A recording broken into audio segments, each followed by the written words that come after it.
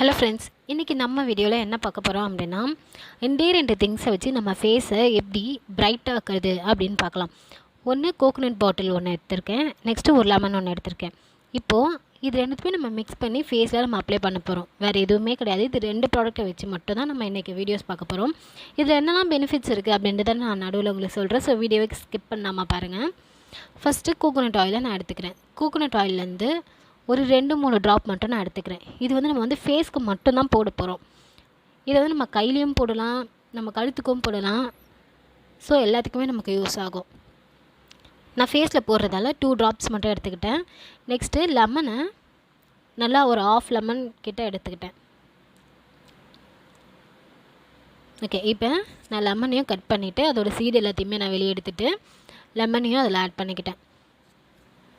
இப்போ கோகோனட் ஆயிலில் என்னெல்லாம் இருக்குது, என்னெல்லாம் அட்வான்டேஜஸ், என்னெல்லாம் டிஸ்அட்வான்டேஜ், இது எல்லாத்தையுமே நான் சொல்லிடுறேன்.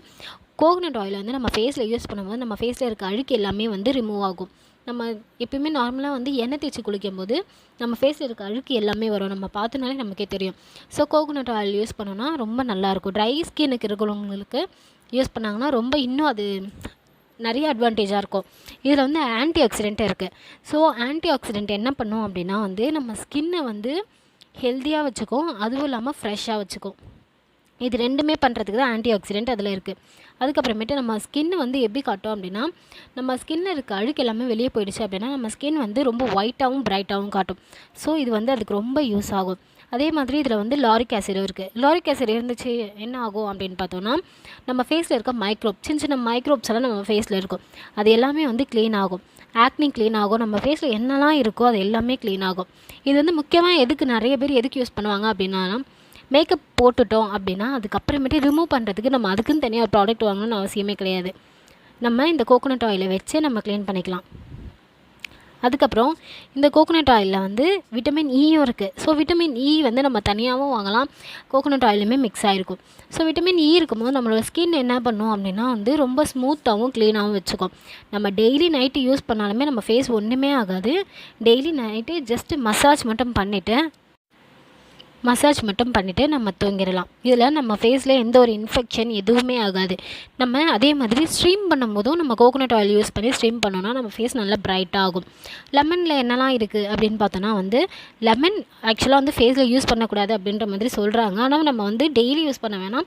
லெமன் வந்து என்னைக்காச்சும் ஒரு நாள் நம்ம யூஸ் பண்ணோம் அப்படின்னா நம்ம ஃபேஸில் இருக்க இந்த ட்ரையாக இருக்க ஃபேஸ் எல்லாம் வந்து நல்லா மாய்ஸ்சரைசிங்காக மாற்றும். அதேமாதிரி விட்டமின் சி இருக்கிறதால நம்ம ஃபேஸ்க்கு வந்து நல்ல ஒரு ஸ்மூத்னஸ் கிடைக்கும்.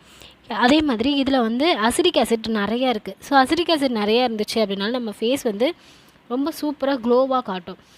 இது வந்து ரொம்ப சென்சிட்டிவாக இருக்கிற ஃபேஸ்க்கெல்லாம் வந்து என்ன பண்ணணும் அப்படின்னா லெமன் ஆட் பண்ணாமல் ஜஸ்ட்டு கோகோனட் ஆயில் மட்டும் ஆட் பண்ணி அவங்க ஃபேஸை க்ளீன் பண்ணாங்கன்னா நல்ல பிரைட்னஸ் ஆகும். இதை நம்ம டெய்லி நைட்டு கண்டினியூ பண்ணோம் அப்படின்னா நம்ம ஃபேஸ் வந்து நல்ல பிரைட்னஸ் கொடுக்கும். இதுக்கு 100% நான் கேரண்டி. ஓகே, இது ரெண்டுத்தில் இருக்க பெனிஃபிட்ஸ் நான் உங்களுக்கு சொல்லிட்டேன். இதில் இருக்க டிஸ்அட்வான்டேஜ் என்னன்னு பார்த்தோன்னா வந்து போர்ஸில் வந்து ஆயில் போயிடுச்சு அப்படின்னா நம்ம என்ன தான் ஃபேஸ் வாஷ் பண்ணாலுமே ஆயில் வந்து அப்படியே இருக்க மாதிரி இருக்கும். இதுதான் வந்து டிஸ்அட்வான்டேஜ், மற்றபடி வேறு எதுவுமே கிடையாது.